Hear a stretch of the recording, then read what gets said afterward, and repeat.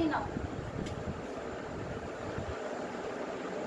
here pH is there and here enzyme activity.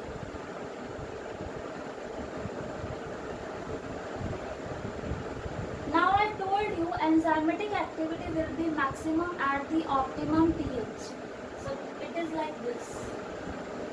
This is the optimum pH. Okay, where the enzymatic activity is maximum. If you will go below this, then enzymatic activity will decrease. You can just see the graph. If you will go above this value, then again the enzymatic activity will decrease. So enzymes are active at a particular pH. Like I have given you the example of salivary amylase. It works best at 6.8 pH. Now, let us talk about the temperature. How temperature affects. The similar thing is there with the temperature. The enzymes are active at a particular temperature, and the temperature at which the enzymes are showing maximum activeness, that temperature is optimum temperature. Again, let me draw the graph. Here I am having the temperature, here enzyme activity. Now, again the graph is like this. Means at this point, the enzymatic activity is maximum. So this temperature is known as optimum temperature. Below this temperature, the enzymatic activity will decrease. Above this temperature, the enzymatic activity will decrease. And mostly enzymes, they are active at, suppose if I will talk about my body. In my body, mostly the enzymes are active at 37 degrees Celsius. Okay, so basically 37 degrees Celsius is the optimum temperature for my body. For the enzymes that are working in my body, they work best. If there is decrease in the temperature or there is increase in the temperature, then the enzymatic activity will get disturbed. In case of fever, the enzymatic activity will get disturbed because your temperature will rise. Is it fine? Now one more thing. Generally the enzymes are active at 35 to 40 degrees Celsius. But there are a few organisms in which the enzymes can work at such high temperature like 80 degrees Celsius, 90 degrees Celsius, like the organisms that live in hot vents, like a few archaebacteria, thermoacidophils you have discussed about, we have done about. Okay, so basically the enzymes are specific at specific temperature, and the temperature at which they are showing maximum activeness is the optimum temperature, and generally it is 35 to 40 degrees Celsius. Clear? If you will decrease the temperature, then what will happen? The enzyme will become inactive, temporary inactive, like we used to do if you will used to keep the food article in the refrigerator. What happens? Their spoilage becomes slow. Why? Because now when you keep the articles in the refrigerator, the temperature decreases, and as the temperature decreases, the enzymatic activity decreases. So now your food will be safe. So similarly, that's what I am telling you. If the temperature is decreased, then at a particular value, the enzyme becomes inactive temporarily. If the temperature is get back once again, the enzyme will get back its activity once again. But if the temperature is increased to such an extent that it will reach the maximum value, that maximum value is specific for specific enzyme, then what happens? At very high temperature, the enzyme becomes denatured, means it permanently loses its power. Why? As I told you, enzymes are proteinaceous in nature. They are made up of proteins like this. At very high temperature, the bonds got broken down. Bonds will be broken down. Now the enzyme will lose its power permanently. Is it fine? If the temperature is decreased, if the temperature is very low enzyme will become inactive temporarily. But if the temperature is increased to a higher extent, then the enzyme will become denatured. It loses its catalytic power permanently. Is it fine? Now one more important thing. Suppose I just told you my enzyme works at 37 degrees Celsius the best. Suppose here is the optimum value and here 37 degrees Celsius temperature is there. Now at 27 degrees Celsius, if suppose the rate of reaction was X, then at 37 degrees Celsius the rate of reaction will become 2x. Means if there is 10 degrees Celsius change in the temperature, the reaction rate will become double or half. It depends. Suppose here 37 degrees Celsius, if I go for 47 degrees Celsius, now here obviously the reaction rate will decrease. Now here if the value is 2x, then here it will become half. 2x by 2 means x. Is that fine? So if there is any change in the temperature for 10 degree change, the rate of reaction becomes either double or get half. Let me tell you once again. Suppose I have taken 27 degrees Celsius, 17 degrees Celsius, 37 degrees Celsius, 47 degrees Celsius. At 17 degrees Celsius, suppose the rate of enzymatic activity or rate of reaction is X, suppose. Then after every 10 degree change, the rate will become double. And I told you 37 is the optimum value.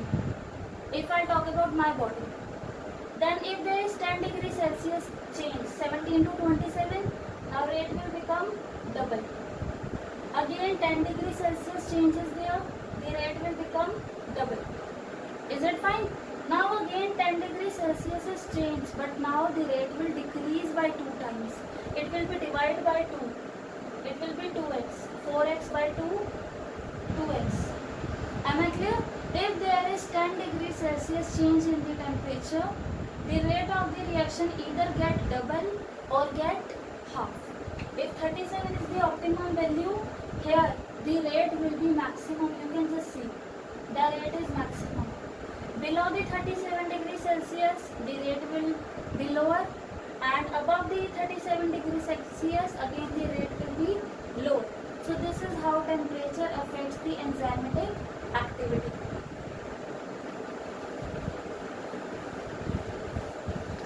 Now next is how the concentration of substrate, the third factor, first was pH, second was temperature, third is concentration of substrate.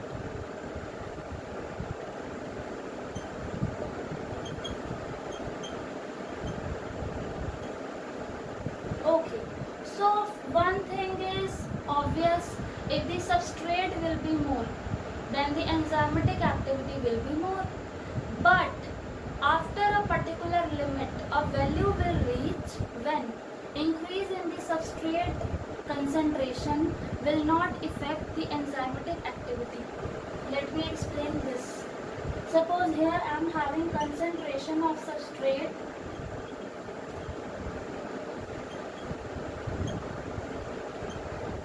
There I am having enzymatic activity .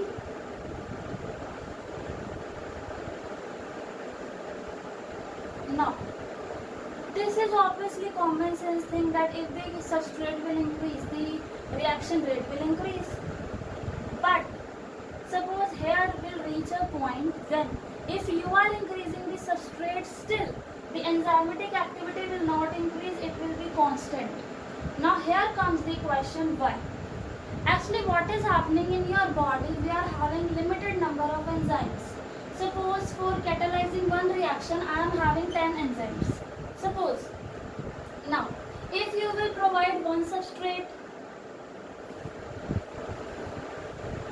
then you will provide two substrates. Suppose 10 enzymes are there, 1, 2, like this I am having 10 enzymes. If you will provide one substrate will come and the reaction will occur. If you will provide two substrate will come, 3, then 4, like this, till you'll keep on increasing the number of substrate, the enzymatic activity will keep on increasing. But now suppose you have given all the 10 substrate. Now all the 10 enzymes, they are busy in doing the reaction. Now if you are giving the 11th substrate, now the enzyme is not free. All the 10 enzymes that are present in your body for that particular reaction has been in the reaction. So the 11th substrate will not cause any change. The 12th substrate will not cause any change. This is a hypothetical example. I just want to explain that in our body the number of enzymes are limited. If you will keep on increasing the substrate, the reaction rate will keep on increasing. But at a particular point, all the enzymes would be busy. Now there is no free enzyme. Now after that, at this point, all the enzymes are busy now. Now if you will keep on increasing the substrate, how can the rate could increase? Enzymes are busy now, they are not free. So after that, the graph will be stable. Is it fine? So this is the factors that affect the enzymatic activity. Now, this point is known as Vmax. Means when the rate of reaction becomes stable. At that time, the enzymatic activity is Vmax. Means velocity of the reaction is maximum. Now, at half of this value, suppose if Vmax is 4, then half will be 2. So at 2 point, I say this is Vmax by 2. At this point, just draw the lines here. Here. This is Km.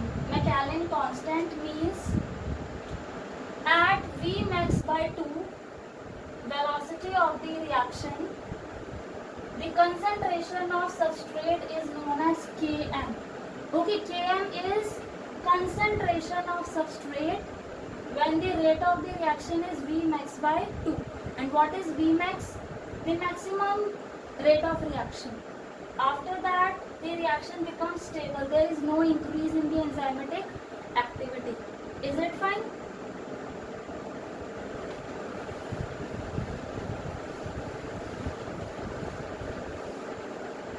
Now next we are having the topic inhibitors. As the name suggests, inhibitors are the substances that will inhibit the reaction, that will stop the reaction. Now how? Just see, suppose here I am having an enzyme. This is the active site. So here I am having the substrate. The substrate will come and fit here and then products will be made. This is what is happening. Now what happens? Some inhibitor will come. Actually inhibitors are of two types, competitive, non-competitive. Let me talk about competitive inhibitors. Now suppose the competitive inhibitor will come. It will do the competition. Why? Because its shape resembles the active site. Its shape resembles the active site. Now the shape of the inhibitor also resembles. The inhibitor is like this, just see.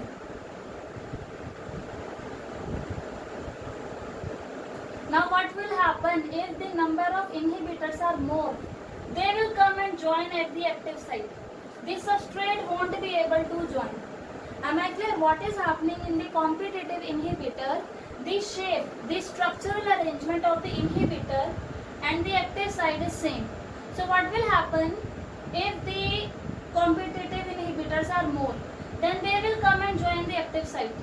The substrate won't be able to join, and if the substrate will not be able to join, how can the enzyme will increase the rate of reaction? Is it fine? Now what happens in non-competitive inhibitor? Suppose here the same enzyme is there, the same product is the same substrate is there. Now this substrate is supposed to come and join here. In competitive inhibitor, there was an inhibitor having the same shape. Now in non-competitive inhibitor, the inhibitor is not having the same shape. The shape is different. Suppose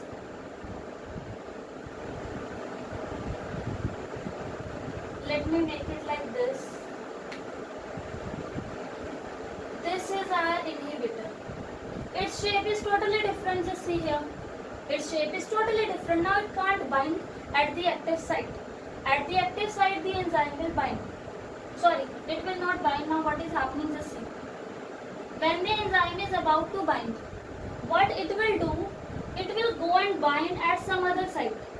As it is having the different shape, so it cannot bind at the active site. It will go and bind at some another site.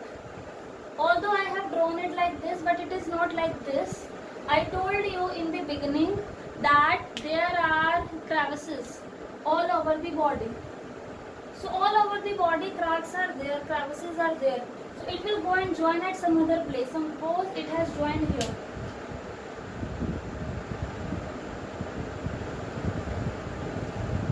Now what it will do? It will change the shape of the active site. It get bind to another site, but now it will change the shape of the active site. Suppose the active site became this. Listen, it is not attaching with the active site. It is attaching with any other site, but it is changing the shape. Suppose now the shape has been changed to this. Now this substrate can't be fit into this. So again, it is working as an inhibitor. So inhibitor are the chemicals that stop the enzymatic activity, or they decrease the enzymatic activity. Am I clear? Thank you.